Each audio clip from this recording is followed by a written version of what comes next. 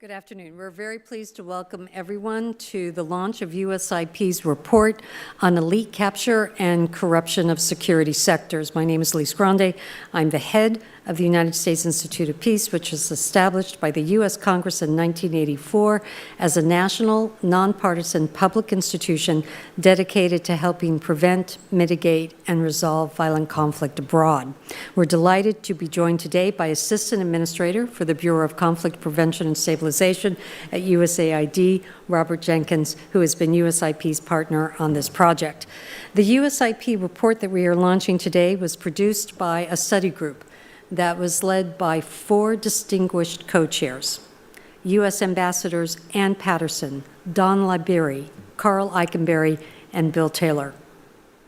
Like many other countries, the U.S. invests significantly in security cooperation and security sector assistance.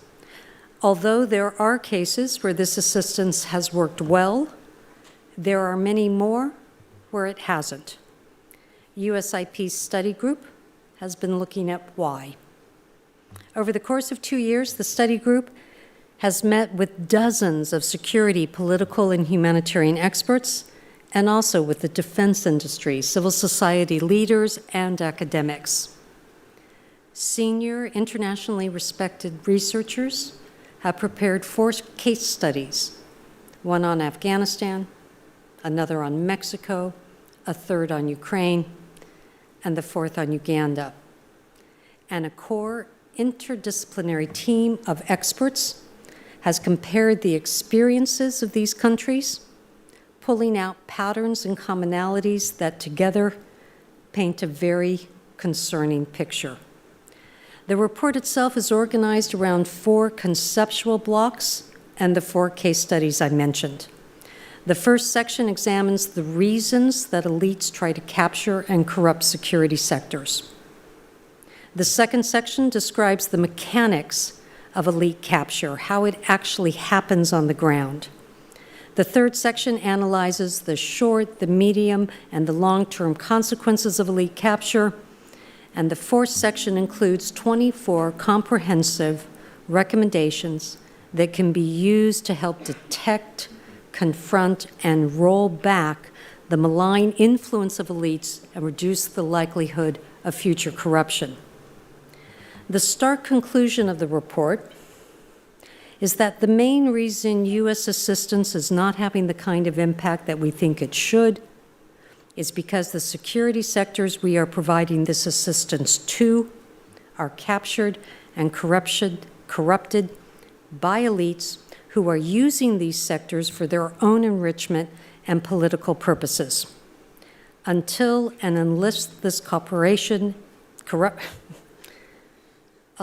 and until this corruption is addressed, our assistance is likely to be ineffectual. I'm very pleased to introduce the 4 co-chairs of the study group. Ambassador Ann Patterson has served as ambassador in El Salvador, Colombia, Pakistan, and Egypt, and was the Assistant Secretary of State for Near Eastern and North African Affairs. She is the 2-time recipient of the State Department's Distinguished Service Award, has served on 2 congressional commissions on Syria and the U.S. National Defense Strategy, and was named as one of the 100 top global thinkers in 2011. Ambassador Don Liberi is a career member of the Senior Foreign Service who has served as U.S. Ambassador to Burundi. Ambassador Liberi served with USAID in Senegal, Niger, Ghana, Uganda, and Nigeria, and in Iraq, Afghanistan, and Libya. As USAID Mission Director in Iraq, Ambassador Liberi managed the USAID Reconstruction and Development Assistance Program of over $5 billion. And in Afghanistan was the senior civilian counterpart to the commander of Regional Command East and the head of the Interagency Provincial Affairs Office. General Carl Eikenberry is a retired Lieutenant General in the U.S. Army and former ambassador to Afghanistan. He has commanded and served with mechanized light, airborne, and Ranger infantry units in Hawaii, Korea, Italy, and as the commander of the American-led coalition in Afghanistan. The general is the recipient of 11 military awards, 4 top awards from the Departments of State and Defense, and has been decorated by Canada and France. General Eikenberry is an expert on China and publishes widely on U.S. and international security. Ambassador Bill Taylor is the Vice President of the Europe and Russia Center here at the U.S. Institute of Peace. In 2019, Ambassador Taylor served as the Chargé d'Affaires at the U.S. Embassy in Kiev and as the U.S. Ambassador to Ukraine from 26 to 29. During the Arab Spring, Ambassador Taylor oversaw U.S. assistance and support to Egypt, Tunisia, Libya, and Syria.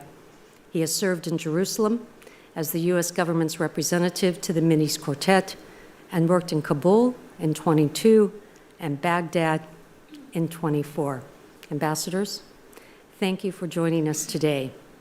Rob, may we invite you to the podium?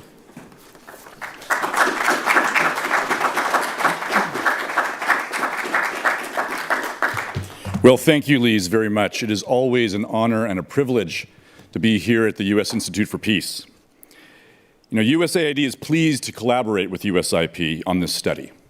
Our Bureau for Conflict Prevention and Stabilization has benefited from a strategic partnership with USIP since our inception.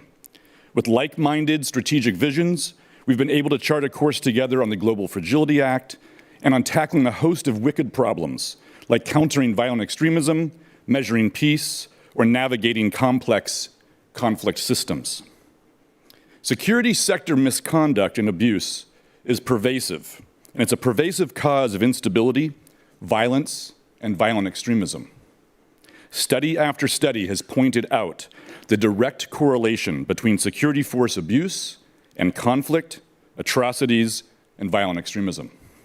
Too often, the U.S. government and donor response is to offer training or human rights education.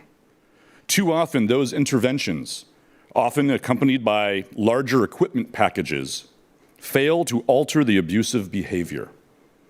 As a bureau charged with conflict prevention and peace building, we needed to know why. Security force behavior has a direct and immediate impact on our partners and on development outcomes overall. Approximately 80% of the places where USAID works are experiencing, recovering from, or at risk of conflict and violence. Those same countries face a range of other threats, from public health crises to food insecurity to climate change. The list goes on and on and on. The inability of security forces to support peace and the rule of law, or worse, their direct implication in the violence, as we see in the Sahel, Sudan, the Middle East, and elsewhere, means that peace cannot take root. And without peace, there is no long-term sustainable development. Violence is development in reverse. The results of this study underscore the importance of the Global Fragility Act and the U.S. strategy to prevent conflict and promote stability. Directly addressing security force behavior is beyond USAID's direct mandate, but deeply affects our partners and our ability to achieve humanitarian, peace, and development outcomes. With the Global Fragility Act, we now have a framework to enable greater coherence across the defense, diplomatic, and development arenas. On March 24th, President Biden sent to Congress 10-year plans for implementing the U.S. strategy to prevent conflict and promote stability in 4 priority countries and 1 priority region, coastal West Africa. An important aspect of the plans is partnerships.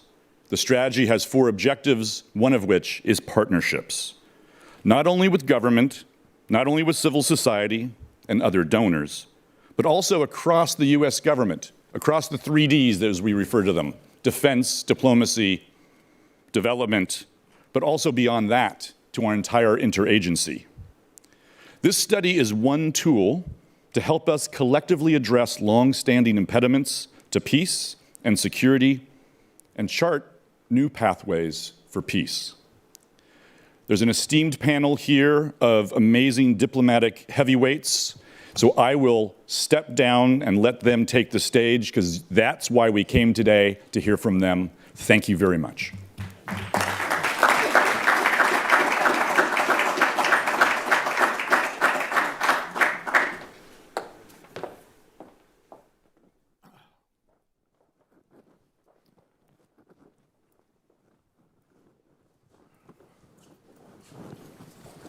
Go.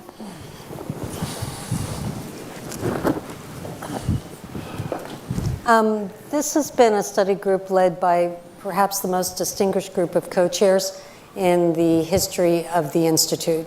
We want to start by thanking all four of you for committing to doing this work with us over the course of 2 years, and for exceptional leadership in bringing out a report that we hope has significance on the way that the U.S. addresses security assistance. We wanted to start with the first question, and Anne, with your permission, I'll start with you, about why you wanted to do this report. Why was this such a significant subject that you wanted to commit 2 years of your career to helping us work through? Well, thank you very much, and let me thank the staff that worked on this incredible report. I wanted to be involved in this because I've been very closely associated with very large assistance programs over the years, and by and large, with a few notable exceptions, they weren't working and they needed an overhaul. Security assistance is a vital tool for the United States, vital and expensive, and it needs to work, particularly in the current environment. So what I saw was, one, it wasn't very effective at improving the capacity of these security forces, which was really its first goal. And you'd see after years and years of assistance that they weren't much better than when it began.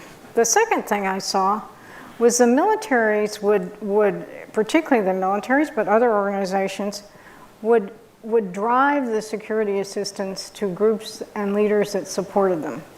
So up-and-coming leaders, modernizing the security forces, supporting the rank and file, those were a lot lower priorities than keeping your hand on power. And then finally, and this is not so obvious unless you're overseas, the perception of the United States, because often the people who live in these countries know we're giving security assistance, but they have no idea what it's doing. They don't know, they don't see improvements in security, and they think the U.S. is either lying or colluding in corruption, and that's not good for the image of the United States. So I'm very pleased to be involved with this because it gives some analytical framework to the issue. And when you were ambassador in a number of countries in a leading position, and you knew that security assistance wasn't working the way it was supposed to, were you able to communicate that to people in Washington so that they could make the changes that were necessary so that it would be more effective?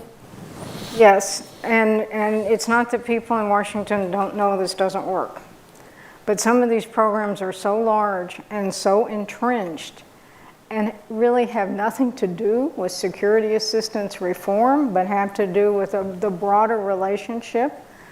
Let me take Egypt. We've given $47 billion in security assistance to Egypt, but we give security assistance to Egypt because of Israel's security. That's the bottom line.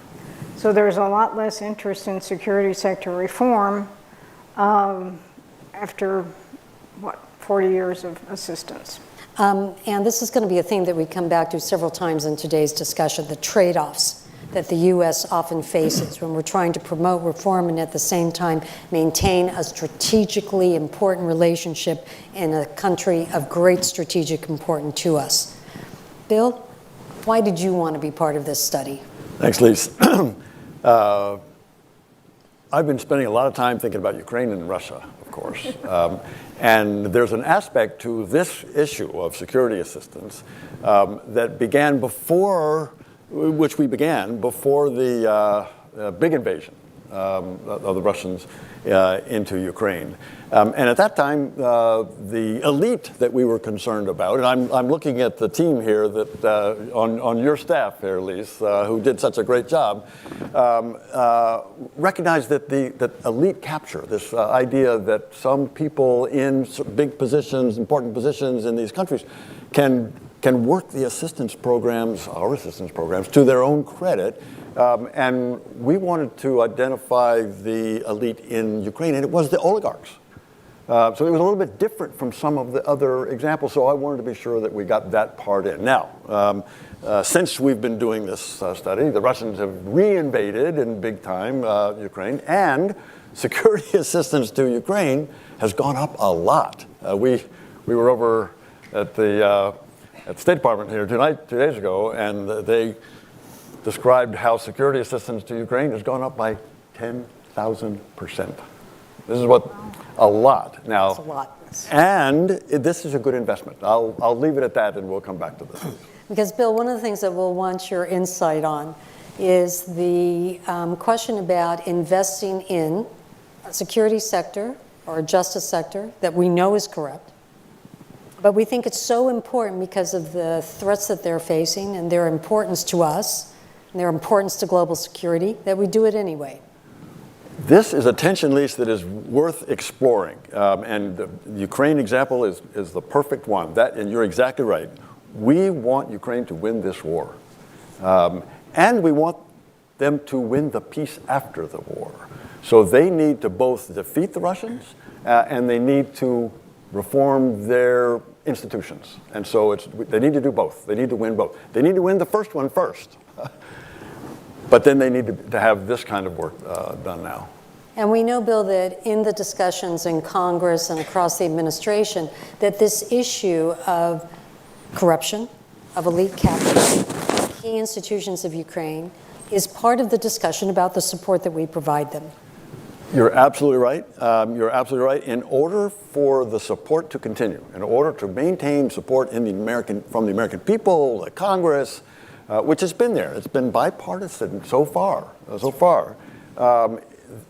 We need to be sure that the Ukrainians are using this assistance well, and they know this. The Ukrainians know this very well.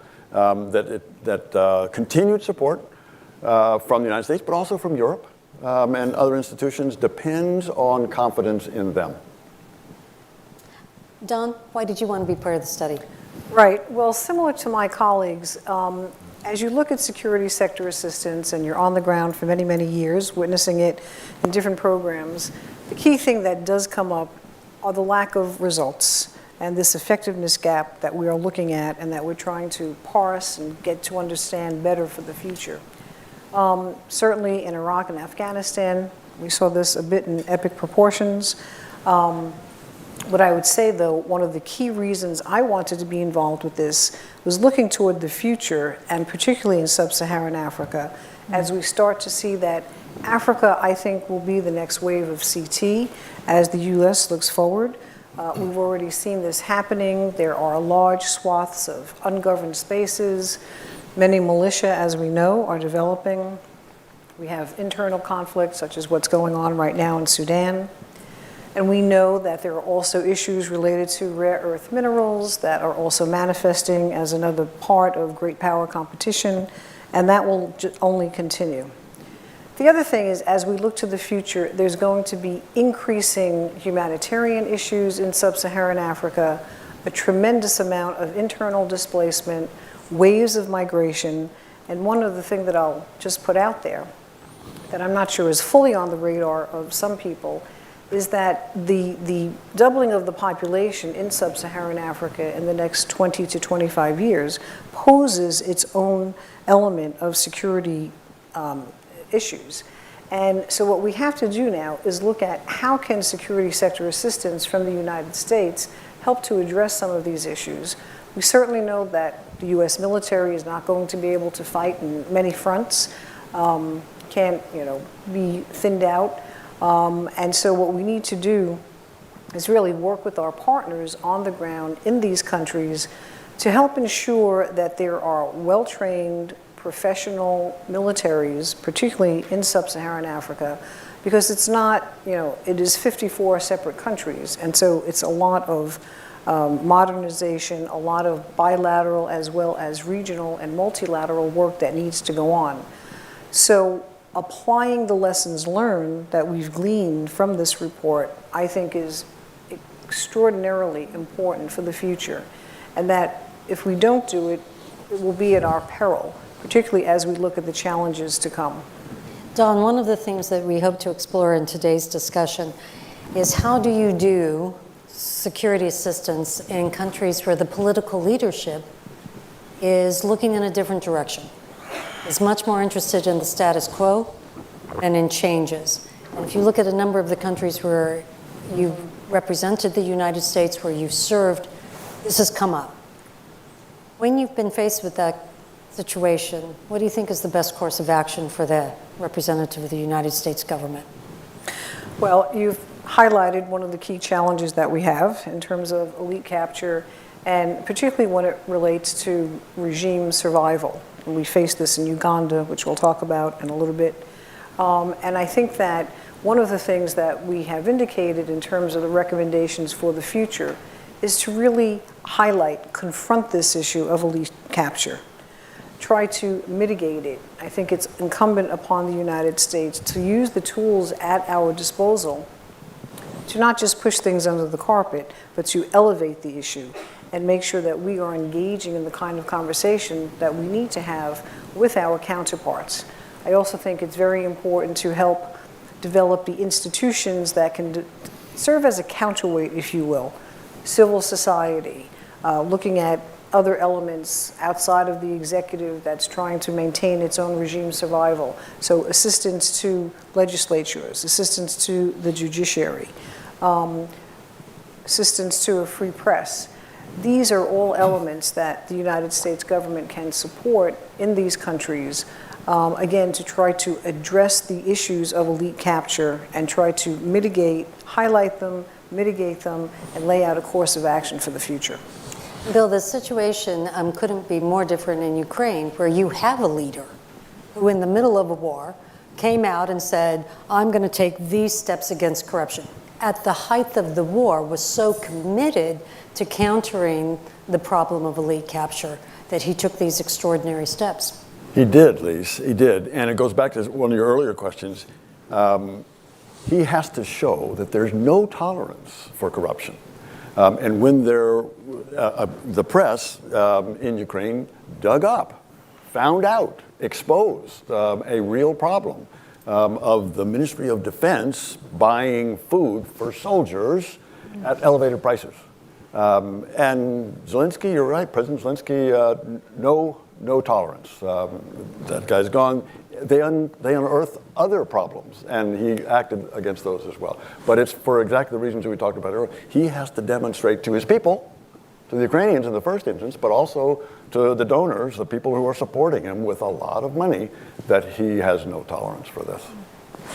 Carl, you've been ambassador and a very distinguished general with a foot on either side of the security assistance continuum.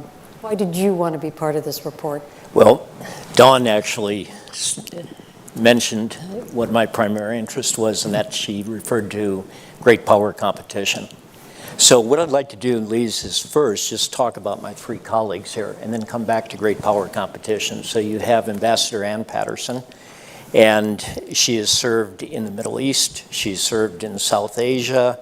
She has served in Latin America. She's had global portfolios for international narcotics and law enforcement. You've got Ambassador Bill Taylor, and he's got not only Ukraine time, which he's well known for, but he's got North Africa time. We were cellmates together in Afghanistan when I was a Major General, and Bill was there working hard in Afghanistan. We have Ambassador Dawn LeBerry. We've served together in Afghanistan as well.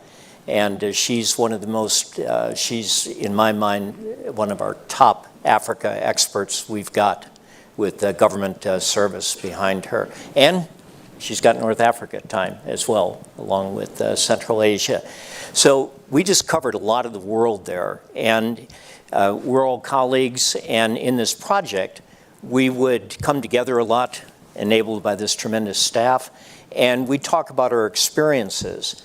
And this question of elite capture of the security sector, it really grabbed all of us. And here we are with our experiences around the world. Now, to get back to great power competition.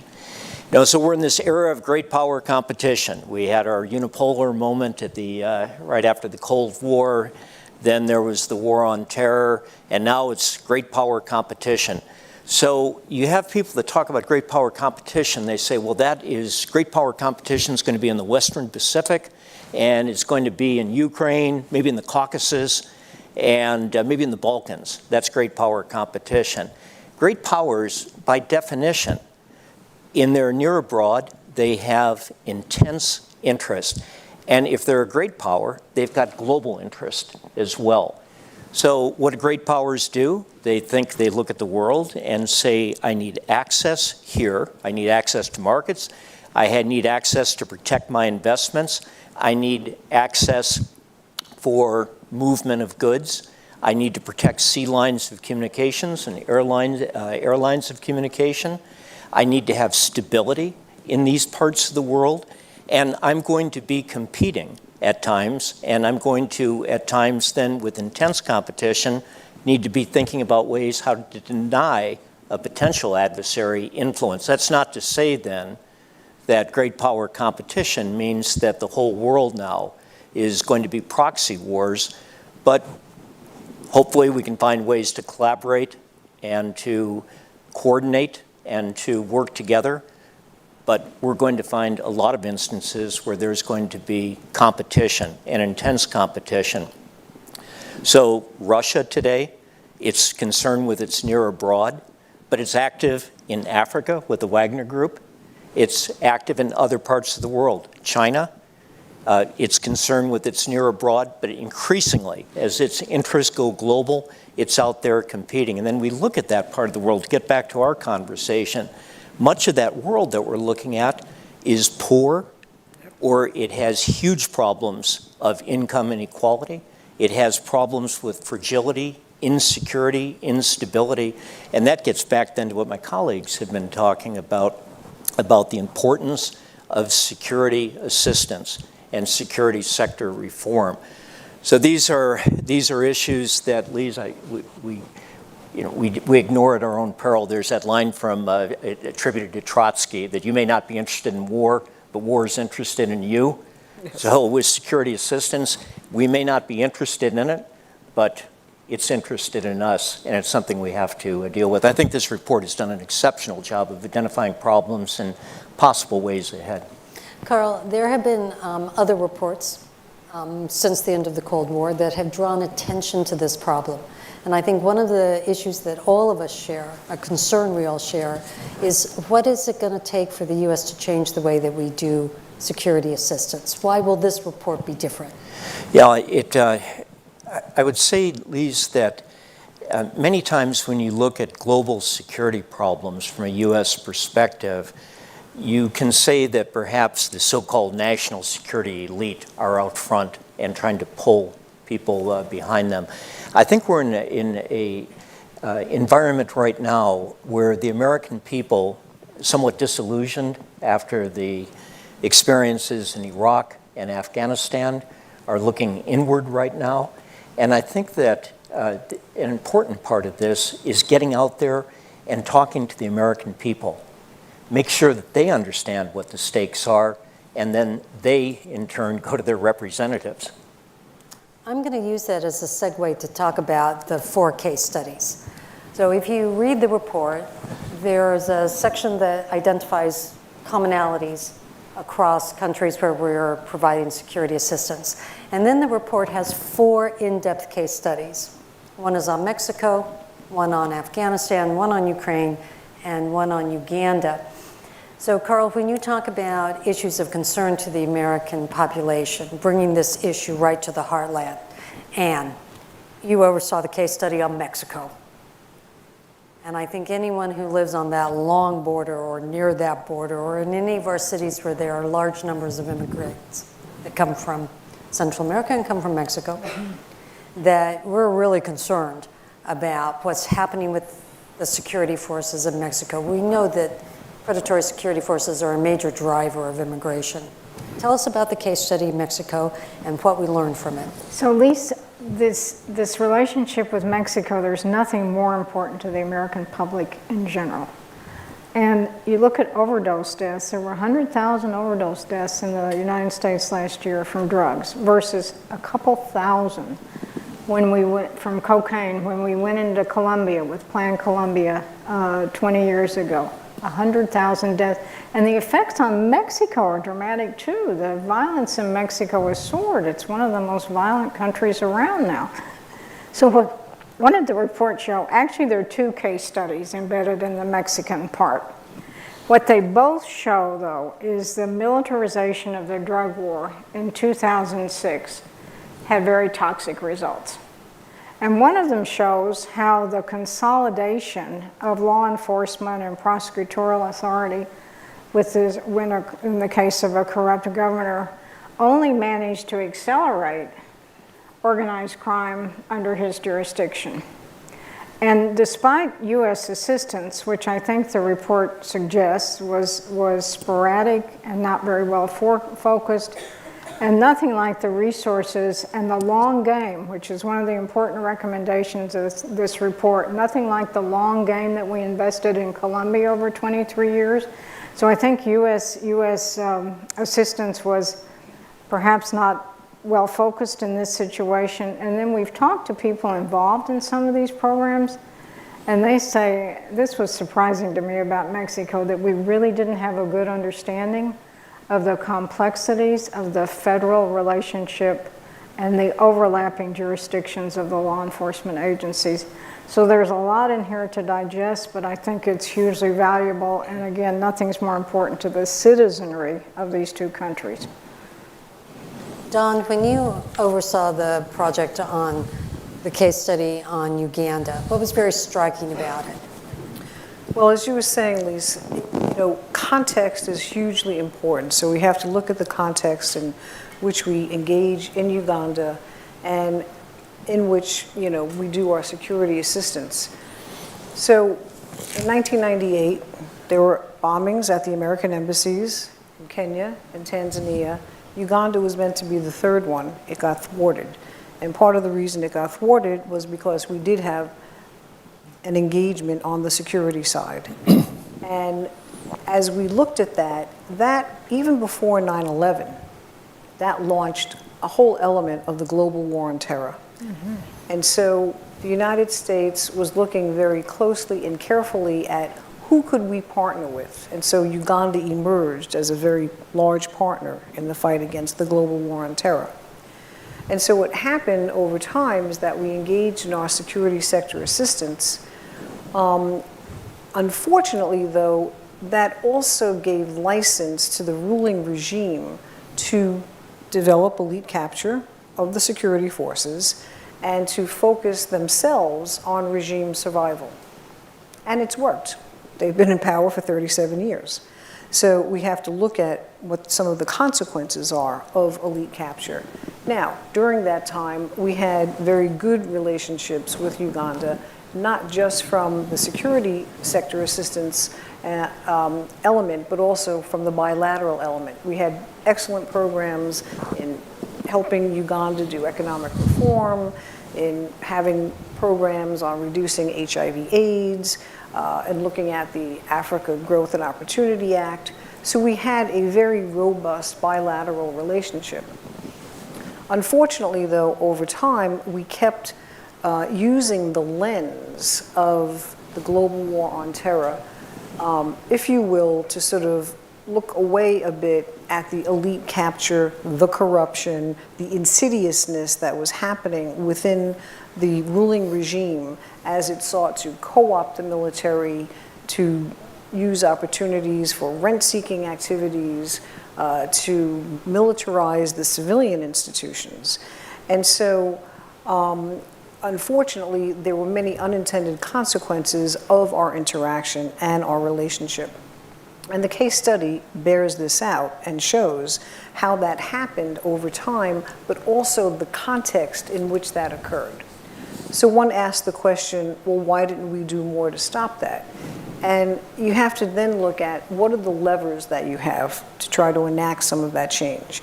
And they're difficult, and you have to make some very hard choices. And U.S. policymaking is part of a long process. There's a lot of interagency interaction that goes on. And so you don't want to use a lever that, for example, takes away the HIV/AIDS program. or impairs some of the trade activities that are going on. And if you're looking at the lens of the global war on terror, you also don't want to stop the security. And then in 2007, we had AMISOM happen with al-Shabaab, and so then Uganda became renewed in terms of its, I think, importance in us combating terror in East Africa. So all of these things serve to indicate why we continue to engage with Uganda, but also points out that there were inflection points where we probably should have been better at using certain processes to let the Ugandan government know that we weren't happy with some of the elite capture that was going on. And for example, when they changed the constitution so that Museveni could run for a third term, changed the constitution again so that he could essentially become the ruler for life. So these are all inflection points where I think we probably had missed opportunities in terms of our policy interaction with Uganda. But the case study bears all of this out, and I think it's the in-depth analysis that will help us lead toward recommendations for the future. Don, when you were serving in countries where the U.S. had a number of interests at stake, Yeah. and as you were describing, it was forced every single day to make calculations that ended up being a trade-off. It's hard, and it's not, so it's difficult, and at the time when I was in Uganda, I was the USAID mission director, and so, you know, we had a very, as I said, robust bilateral program that we wanted to see continue, and there was a whole process of interagency interaction, if you will, in terms of trying to weigh the different priorities at the level of the country team, at the level of the ambassador, but also at the level of Washington. And I think the challenge there is to enable the interagency process within the U.S. government to also, I think, work better in terms of prioritizing our various priorities in country, and also getting a full handle on all the assistance that actually is occurring in country, because sometimes we don't know. And I think it raises the uncomfortable question about whether the issue of a trade-off is used as an excuse Right. for not taking the principled stand that we, in a sense, all know is necessary. And this is a very legitimate issue to raise, and I think this is where the United States has to get better. We do have to look better.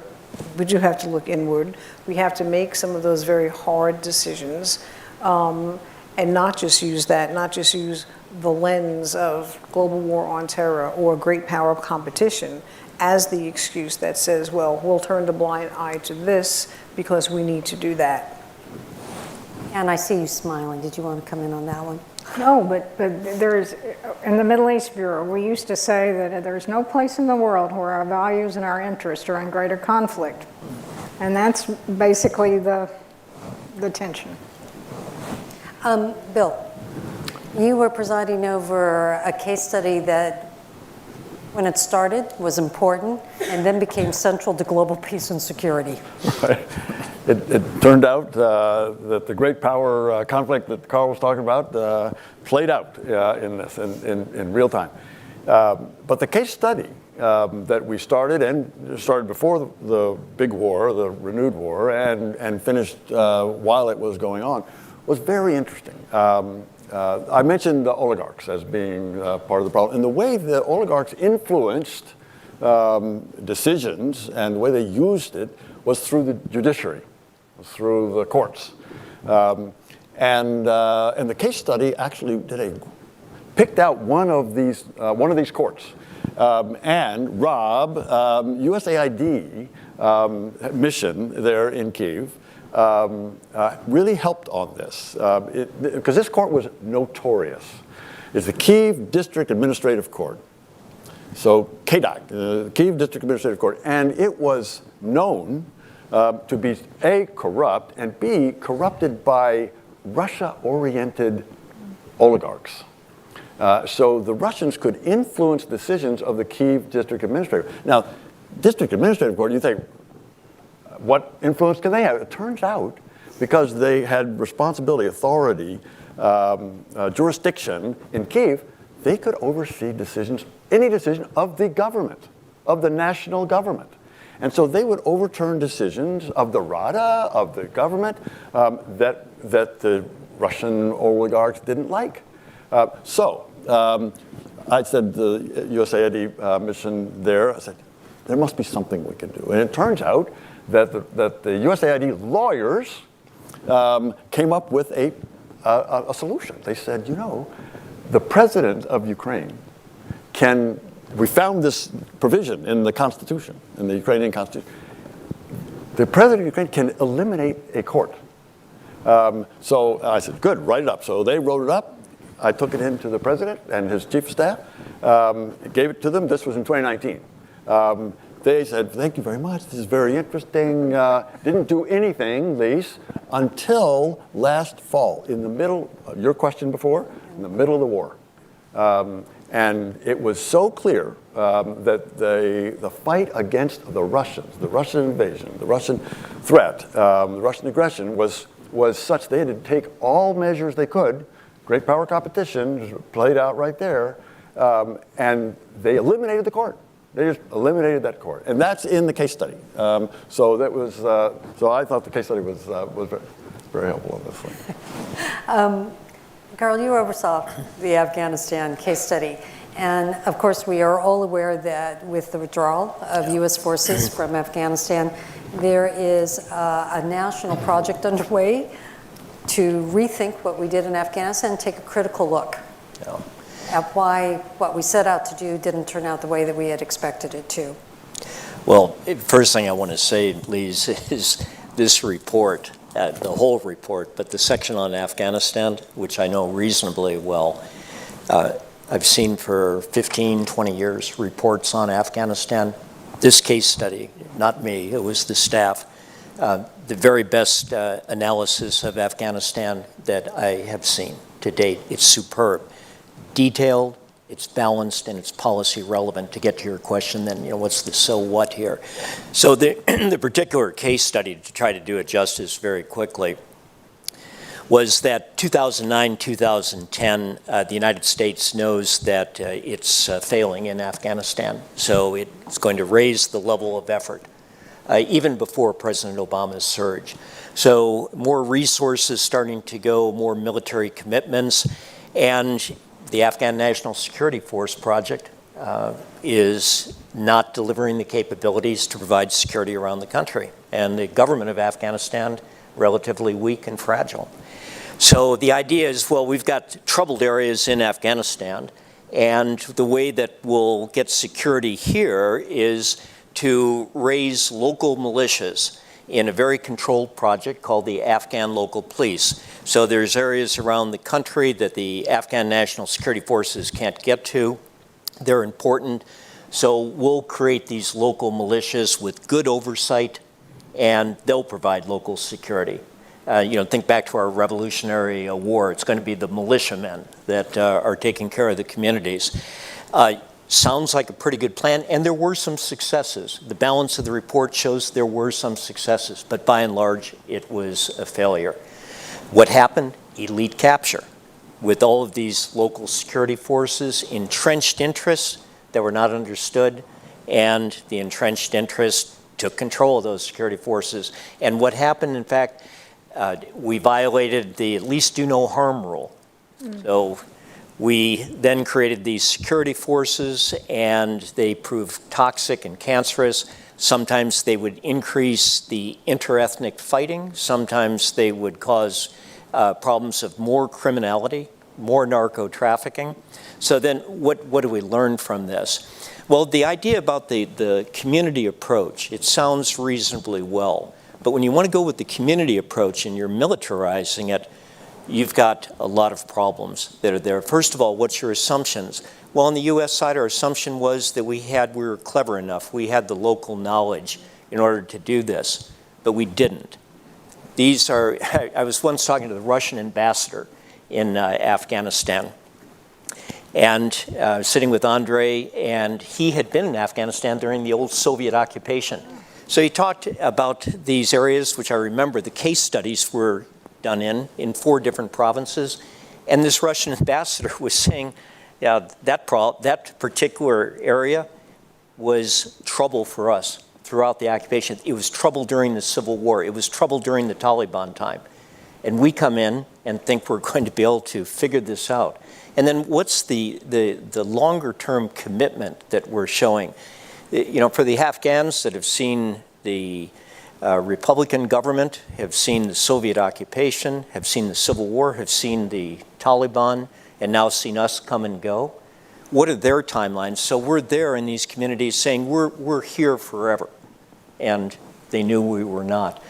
And then lastly, you have this project of, well, we'll get the local community to stand up its own security forces, and our assumption is that we will leave at some point and we'll quickly tie them into the central government. But the central government was never going to show up in a reasonable period of time. Close with what Dawn had raised in this idea of what is the central problem that we're trying to fix when we go into a particular place.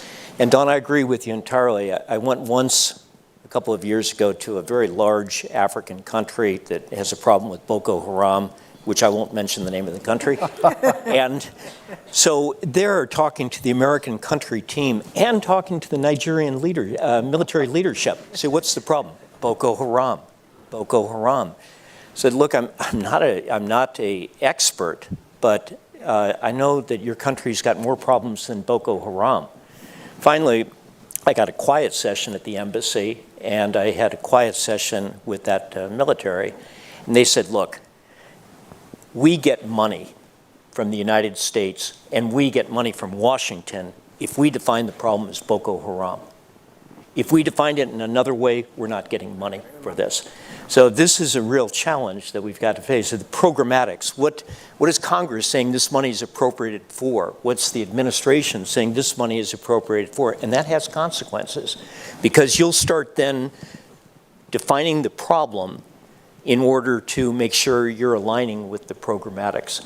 And another point that, Don, you had made about great power competition, taking that too far forward. Yeah, I can see in certain parts of the world where now it's not Boko Haram. How do we compete against China? But you get inside of that country, and that's part of the challenge, but it's not the real challenge. Right. Carl, one of the things that was so striking about this report, you read the overall report, if you sit down in one setting, and you see a very compelling set of general observations. Then you see these fabulous, as you're all describing them, case studies. And then you get to the back section where there are 24 recommendations. And for people who really care about this issue and want to see the U.S. change the way it does security assistance, that's the heart of the matter. So the question to all of you is, do we have to implement all 4 of those 24 recommendations together to make a difference? Are there some of those recommendations that are more important and more urgent than others? As you were co-chairs putting together that critical last section of what we have to do differently, do we have to do them all? Are some more important than others? Can we sequence them? What's your reaction to that? Can I add a 25th recommendation? No, the report, if we look at the analysis and then we come on to the recommendations, it's worthy of a good read there. I'd go back to what I'd said earlier, Lise, about in my mind, what's the most urgent problem here? For me, the most urgent problem, again, is the American public. Needing for the American public to have an understanding of what are the stakes right now. It's not about, we'll think about the far Western Pacific and we'll think about the Caucasus and Eastern Europe, and we're done with that. We're a global power and we have to be able to compete globally. So that'd be the first. Secondly, in terms of then what needs to be done and how hard is it? Well, if you look at our government then, getting back to this question of programmatics and prioritization, there's a challenge that we have within Congress where we need more cohesion within Congress. And here I'm not talking partisan, bipartisan. our committee structure, where you have a committee that's the Senate Armed Services Committee and the Senate Foreign Relations Committee and the Appropriations Committee, the need for them to come together and have more coherence.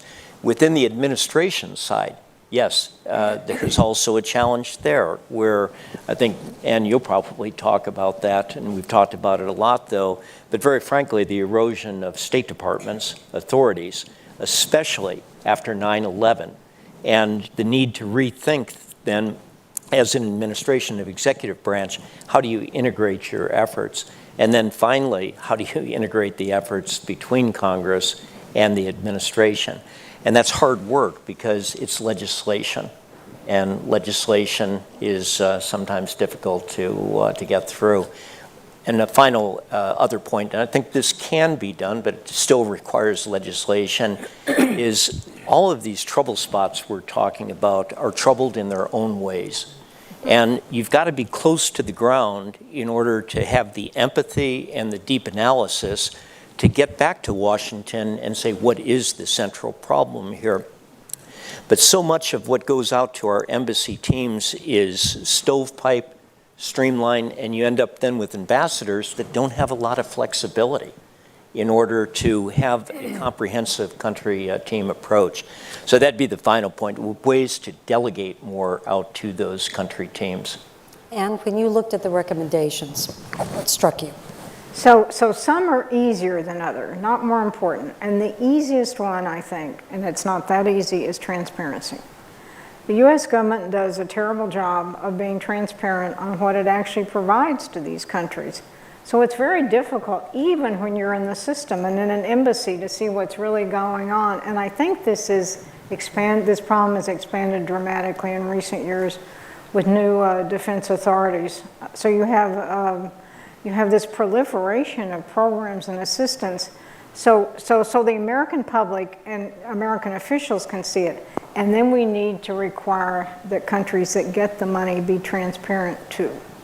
DOD actually on domestic issues, who gets promoted, what contracts they're granting, DOD has all these transparency efforts. None of that exists overseas. It would make a huge difference because people inside the country then could make judgments on what their government is doing. And this is, again, not easy, but certainly given existing databases, not impossible. Much more difficult is to understand the ethnic and religious and tribal makeup of countries. That it's alien to Americans anyway, and we don't put the effort into it, certainly in countries like Afghanistan, but even in countries in Latin America, that's hard. And that's going to take a lot more work and a lot more understanding and language ability. Dawn, of the recommendations, which struck you? What's the most important one? Well, for me, I would say play the long game. I think one of the key things that we do is that we assume we're going to be in a place for a short period of time. We've all heard the term. We fought 10 one-year wars in Afghanistan, and I think in many ways we did. Had we gone in there and said, well, we are going to be here for 10, 20 years, we need to take that perspective and we need to build up the institutions and make sure that we have partner relationships with those institutions so that we can counteract elite capture and ensure that there are other entities that are working for the benefit of the population, not just for the benefit of the regime. And I think that that's going to be very, very key for the future, particularly in a place like sub-Saharan Africa. What we haven't realized yet is that those on the ground will outweigh us. And so we have to also understand that playing the long game is understanding that we have to change some of our structures. When Carl and I were in Afghanistan, I think one of the key frustrations we had on the ground was the constant turnover of personnel. Just as soon as you have anyone who's able to understand and implement a program, they're out the door. And so that has to change in terms of our own implementation, if you will. And finally, I would also agree in terms of getting the support from the Hill, because we do have to have legislation that supports us. Right now, we have congressional earmarks that often tie us up. And they don't allow us the flexibility that we need on the ground to change and pivot and to address these issues in a timely way, because those decisions for funding were made 2 years ago, and they can't get changed now quickly. And I saw you nodding in agreement. Yeah, the earmarks are a big problem. And that's not only on the security assistance side, but on the general assistance, on the overall AID assistance and every other program, it's earmarked.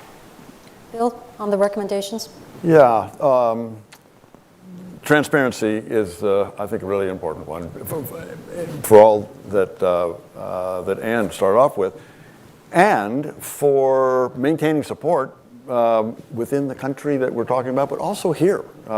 If people understand, if Congress understands, if American people understand, if we understand what the issues are, what the solutions are, what we're trying to do with this security assistance, that will increase support for it. And it is important to have that. And the other one is also been mentioned, that is understanding the complexities in the field that we're dealing with. Because yes, they live there. You know, they're going to be there forever. I mean, we're, you know, temporary. You know, we're there. And they understand the problems, whether they'll deal with them or not. They understand the problems better than we, much better than we. And so if we're trying to design solutions, you know, we're not going to succeed if we're not fully aware of this complexity. You know, one of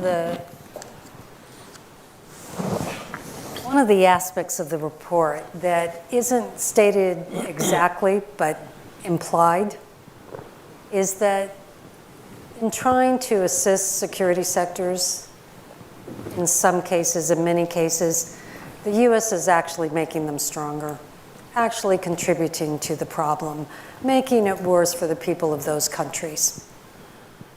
And one of the obvious conclusions, if you follow that line of logic, is since we're not doing this very well, maybe we shouldn't do it at all. What is the case for security assistance? Why should we be doing it if we're doing it so badly? Bill, start us off. Well, this is an easy one in Ukraine. Yeah, exactly. We did some security assistance before 2014, before the Russians first invaded, at a pretty low level. When they talked about 10,000% increase, it was from a very low base. But there was some assistance going on there, and that was important to do. When the Russians invaded in 2014, that started to ramp up, and it was effective. The training and equipping that we did, that the Americans, that NATO did, out in the western part of the country, at a training base, you know, paid off. And now, no, the Ukrainians understand that they would not be where they are today, holding the Russians off and about to break through. You know, this counteroffensive is coming, and they could never have thought about doing that, holding off the Russian army for 14 months.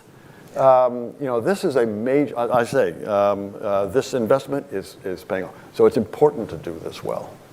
Don, how would you respond to it? Well, just building on what Bill said, it's, you know, this is a key piece of U.S. foreign policy.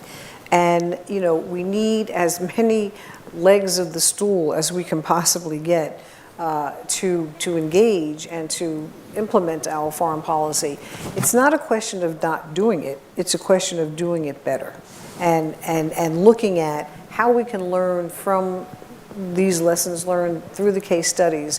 But it's key for the future. I mean, I've seen the same thing in Uganda, Burundi, et cetera. Militaries that were, frankly, a bit ragtag at the beginning. And then as a result of the kind of training that they got from the U.S. military, equipping, et cetera, militaries want to be professionalized. And the U.S. is the gold standard. It's prestige. They want to be able to perform well. They want to be able to defend their borders well. And I think one of the key things that we have to enable countries to do is to do it in a way that has the kind of ethics, command and control, military code of conduct, the kind of professionalization so that they don't do human rights abuses, so that they understand the role of civil society, so that they actually take orders from a civilian government. And inculcating all of that in countries, I think, is very, very important. And our neighbors, and our countries that we're working with, they do look for that. Anne? So I think the short answer is the U.S. can't afford or doesn't have the personnel to do all this itself. So these countries have to be able to defend themselves. And there are success stories. Ukraine, I think, is one that brings tears to people's eyes. But I think Colombia was a success story, too, over many, many years.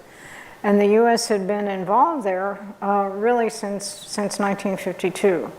But we need to, particularly with the challenges of China and to a lesser extent Russia, we have to make it more efficient and fairer and quicker, I would say, to get results. So it desperately needs modernizing.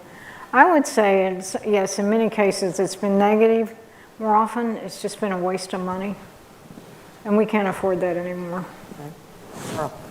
Yeah, so I think everyone has heard when the Secretary of Defense, Jim Mattis, had made that comment. Did he say it at Congress or I'm not sure in an interview, but he was saying, if you don't fund the Department of State, then you're going to have to buy me more bullets and ammunition.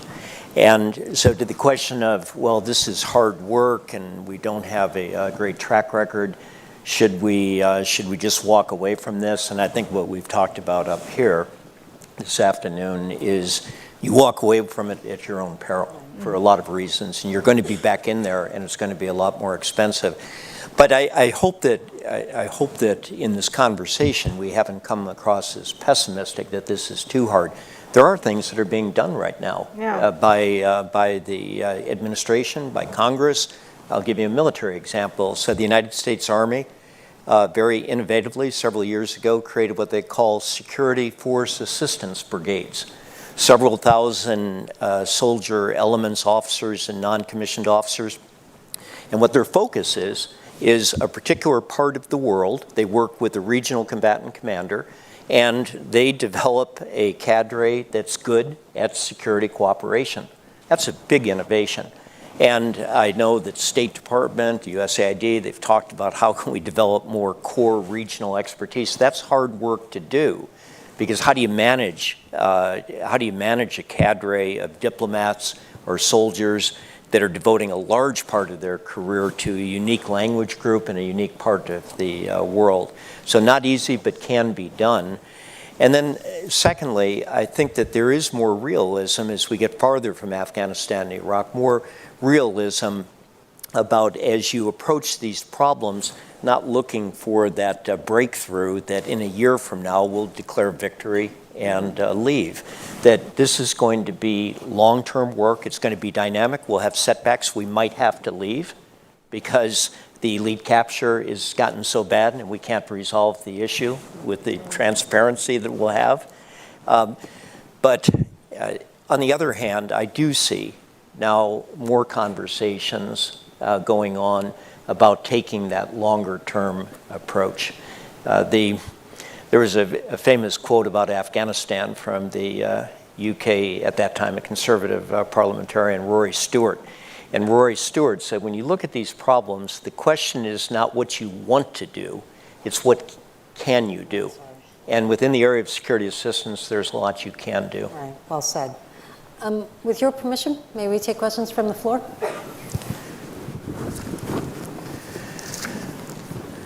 Jakob, I think you're keeping track of some, please.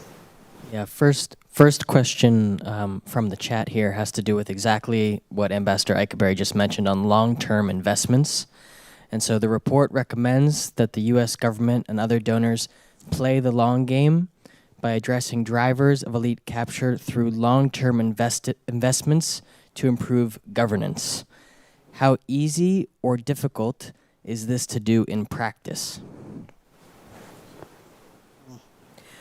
Can I just mention one? I think that we haven't talked enough about some of the lower hanging fruit that I think we need to expand upon. One of the, I think, key success stories of U.S. foreign assistance has been our exchange programs. And when you look at training, this is a long-term endeavor, but we've done it in academia, we've done it to a certain extent with military, with diplomats, et cetera. And I think as we look at the security sector assistance going forward, expanding that is going to be, I think, one of the key elements that we can be looking at in terms of the long game and looking at the future. I wouldn't ever underestimate the kind of values that people start to look at when they come here to the United States and they're exposed to what we're doing in terms of just, again, on the military side, working for civilian governments, looking at a military code of ethics, the kind of training, the discipline, et cetera. And I think this is one of the key things that we probably haven't explored as much in the report, but I think going forward will be another key element that I think we should expand upon in the future. And it's not difficult, it's not expensive. As I said, it's among one of the easier things that we can do that can continue to build the kind of bridges that we need for the future. Ann? On the building of institutions, the audit capacity, the capacity of legislators to review how security assistance works, the capacity of journalists. This is hard in authoritarian countries, but in each and every country you'll see brave and interested people who will step up to the plate and investigate these issues. And we need to double down on this because it's cheap. To train these people in that oversight capacity. And so that's, I think, an important element too. Again, each of these countries is created very differently, and the problems are quite different. But there's a risk when we go into a particularly troubled country with our own background to see the solution as democracy a la the United States. And so the idea that the solution, the beginning solution to the problem is a free and fair election, and not understanding that these institutions we're trying to develop, we see those institutions, but the particular country that we see those institutions developing in have decades and hundreds of years of history where those institutions don't exist, and what exists behind the screen are power brokers. Mm-hmm. And needing to understand that distribution of power, and you're not going to change that by having a sudden election. So what can be done then in that environment, that expertise that's needed to be able to report back that here is the real distribution of power, and how can we try to get this group to come together? And maybe an election, for instance, is only going to be a validation or a stamp of approval, which was really already agreed upon by the elites. But what can, or the power holders, what can be done though, is then you look at the programs that you're going to administer in that country. Will most of an elite group, will they be okay with a good healthcare program for the country? Many times they will. An education program, many times they will. A basic provision of security. So the question is then, what can we do? Yes, institutions are very important, but not trying to overreach and be unrealistic, and the lead being that we're going to see how fast we can get to a free and fair democratic election, and that will then lead to stability. Carl, there was a question that came in before the meeting that I think is in your area. It was about China. And the question was, is China doing security assistance differently than us? I think the answer is obvious. The question then had the corollary point, are they doing it better? Yeah, on their level of security assistance is not near what the United States is. If we take, for instance, arms sales, I think things have changed a lot in the last couple of years. Part of it Ukraine, but there's Egypt and there's Israel. When you take arms sales, the United States, of all the global arms sales, 40% United States. Russia's dropped. I think France is number 2. China might be number 3, but still far behind the United States. Still, they are very active in Africa. They're very active in South Asia. They have been trying to get active in Latin America. So I think we're just starting to see the first signs of China having a much more global footprint with its security assistance. They're out there in another way too. They have security contractors. So they've got economic interest everywhere, and they don't rely totally on local policemen to defend those. So they've created their own private security companies, and they're out and about. And those private security companies are clearly have at least indirect ties to the People's Liberation Army.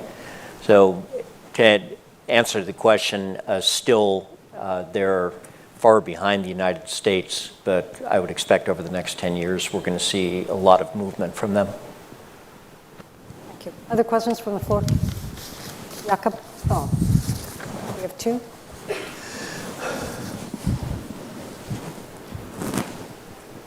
Thank you so much. It's a brilliant report. I wanted to zero in on one particular piece. I think it's clear, I apologize for the echo here. It's clear both from the anecdote that you offered on Ukraine and existing research, and I believe it's one of the takeaways in the recommendations, that there's a need to empower partner civil societies, partner medias, to take on an enforcement and monitoring role, because we will never be able to do that as effectively. We're never going to have the level of knowledge of how a particular system works. Now, since that was a recommendation, sort of who can take on that job? Within the USG, do we have the capacity to support civil society, to develop security policy capacity, to offer some sort of protection? I get the impression sometimes that it's not really anybody's job in particular, and so it doesn't happen. Thank you so much. I can say a little bit about civil society in Ukraine, because Ukrainian civil society has driven all of the major changes in that country since 2004. You think of the Orange Revolution, when President Putin tried to put his thumb on the scale and get one of his cronies elected in 2004, and the civil society went to the streets and demonstrated and over in the winter, and got that election overturned and rerun. Same thing happened to the Revolution of Dignity in 2014. Again, it turns out that same Ukrainian guy who tried to steal that election with Putin's support in 2004, well, he actually won in 2010 and was part of the problem in 2014 and was run out of the country. Is now in Moscow. But civil society did that as well, again, through the winter. And they organized themselves. It was not the government. They organized, they fed themselves, they established health clinics. It was amazing what they have been able to do. We gave some support to that. The United States, USAID has done good work on supporting, in particular, independent media, but also some civil society. But really, the credit goes to, in this case, the Ukrainian people. But there are other places around. They're just the lead example of this time. The one element of civil society we don't pay enough attention to in these issues is the business community. AID's done a good job of training in Latin America legislators on how to construct budget, but the business community is the one most affected by these economic distortions that elite capture causes, and it's the one with the most power, and the security sector is least liable to go after it. I think we don't, that's where I would start after my years overseas. I also think that USAID has supported a number of programs in sub-Saharan Africa that has enabled civil society and particularly the press to really put a spotlight on a number of issues, either related to elections, related to corruption, related to human rights activists being put in jail. Things that we wouldn't know about otherwise are highlighted through the local press, and a lot of assistance has happened as a result of USAID programs on the ground. And I would advocate for us continuing and expanding those kind of programs exactly for this reason. And Dawn, I'd agree with you. Again, just looking at the Afghanistan experience, trying to build institutions like the parliament, very, very difficult and hard task. But I think that USAID did enjoy a pretty good degree of success with the media and creating a pretty robust media that until things started to fall apart. Exactly like you said, they were putting a spotlight on things. Now, each elite group had their own media, but that was they were competing with each other to tell stories about the other side, leading to transparency. I think we had a question up here. One more.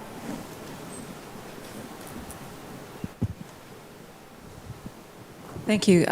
Good afternoon. Just backtracking to the previous topic about how China is gaining a stronger foothold in the security sector in the great power competition.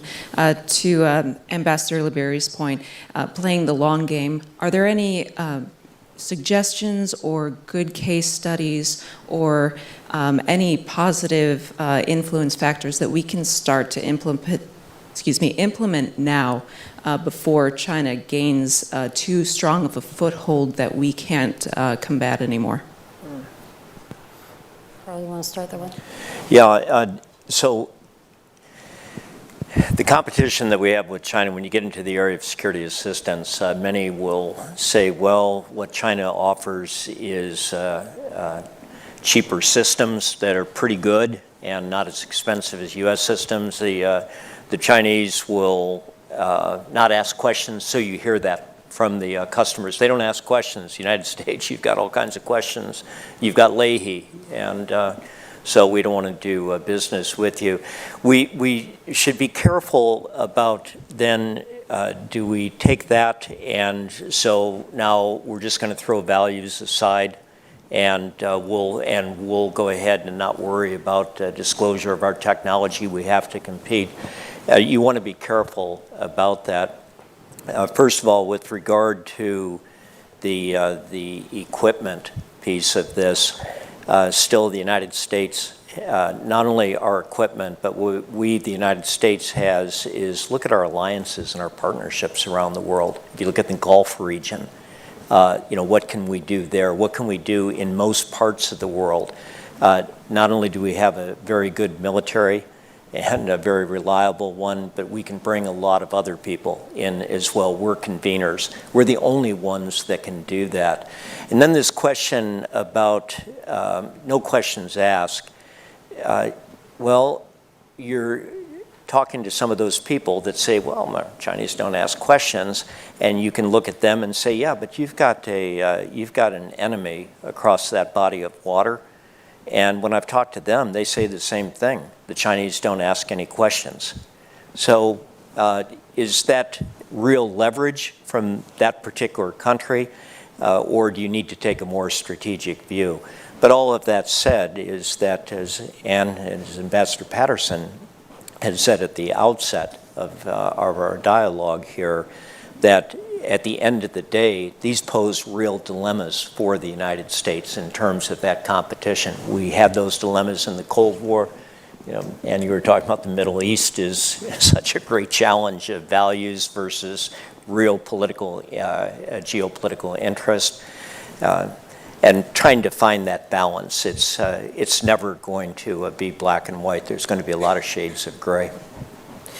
Please, if I could just add to that, it's an important question. I think as we look at sub-Saharan Africa, a number of African countries now, one, are getting very tired of having their infrastructure being held captive, if you will, to China. And secondly, they are very, very concerned about the debt issue. because suddenly what was being told to them as something coming in as a grant is actually not a grant. It's actually a loan, and the Chinese are saying, we want this to come due now, and African countries are saying, no, wait a minute. And so they're realizing that they're being held hostage on two levels, that the infrastructure, significant infrastructure, that they're now reliant on China for, and if they can't pay their bills, China is now going to take over all of that in order to enable the debt issue to go away. And so we need to be looking at that. I think I would agree with Ambassador Patterson, with Ann, that we need to help focus more private sector investment. And we also need to work multilaterally so that we're working with our other partner agencies to ensure that African countries don't get caught in that debt trap. We're at the end of our time together today, and I know that in your role as co-chairs, you've been engaging with U.S. elected officials and with representatives of the administration, many of the departments. What do you hope comes from those discussions? And let me phrase it this way, what do you think will come from those discussions, and what do you hope will come from those discussions? Bill? As we've said, security assistance is important. It's important to be done well. It can be done better. We've got some suggestions on how to do that. Reaction that we've gotten from the administration. Two of you went to the Hill, had some comments. So I hope that these recommendations will be taken on. The challenge will be on, as Ann has indicated, some's harder than others. Legislation's hard. Ann? So I've actually been surprised about how the importance of this issue seems to be raised out there. And that's because of two reasons. China, because of the competition with China, we have to do a better job, and because of Ukraine. Mm-hmm. No one, at least in my generation, ever thought we were going to see another land war in Europe, and we have. So I think these security issues are much on people's minds in a way they weren't when we were the sole superpower. Don? Raised awareness on the part of our congressional colleagues, but also what I hope does come out of this is more flexibility, both legislatively as well as from an appropriations standpoint, so that we're not just being earmarked to death, if you will, and that we'll have more leeway to try to implement these recommendations in ways that make sense on the ground, and that helps us to look at the long-term implications of this. And that we get that kind of congressional support as we move forward. Hope springs eternal here. So I would agree with what Dawn had said about the long game here. If this report contributes, and I think it will, to a increased consciousness within our national security community, within our government, the importance of security assistance, that would be huge.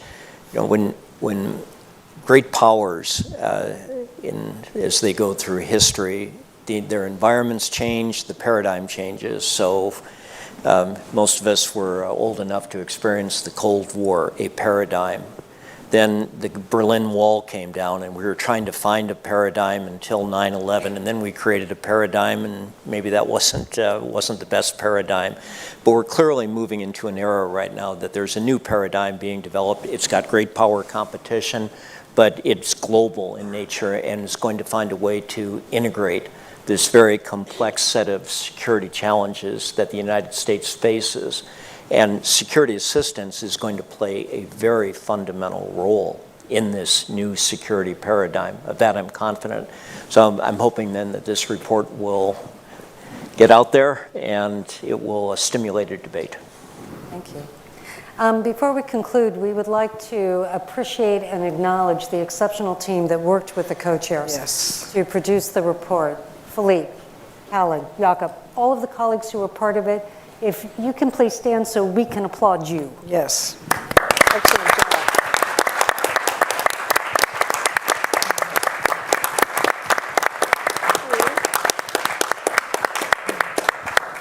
Don, Bill, Ann, Carl, thank you. for being the co-chairs, for being with us today, and for taking these issues forward. Thank you very much. Work.